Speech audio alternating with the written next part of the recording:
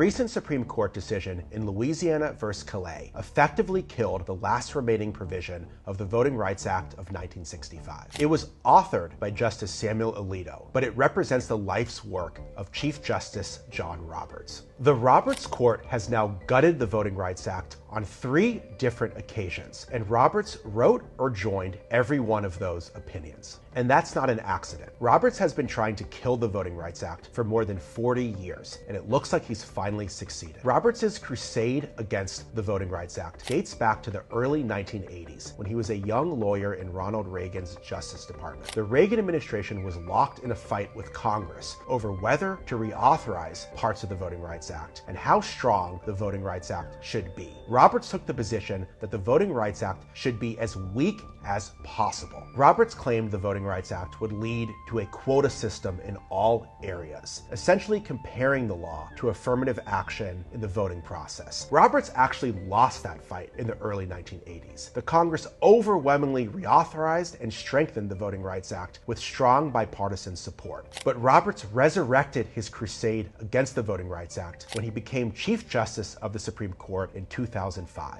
Roberts claimed in his confirmation hearings that the constitutionality of the Voting Rights Act was a settled question. But once he got on the bench, he quickly got to work in dismantling the country's most important civil rights law. In the 2013 decision, Shelby County versus Holder, Roberts wrote the majority opinion, ruling that states with a long history of discrimination no longer had to approve their voting changes with the federal government. He claimed that things had changed dramatically in the South. But in the wake of his decision, 31 states have passed more than 115 new voter suppression efforts. Roberts claimed in the Shelby County decision that his opinion in no way affected the other major part of the Voting Rights Act, Section 2, which banned racial discrimination in voting nationwide. But the Roberts Court quickly started attacking that part of the law as well. In the 2021 case, Brnovich versus DNC, authored by Alito and joined by Roberts, the Roberts Court made it much harder for voters of color to challenge discriminatory voting laws. And then in the recent Louisiana versus Callais decision, the Roberts Court struck down a second majority black congressional district in Louisiana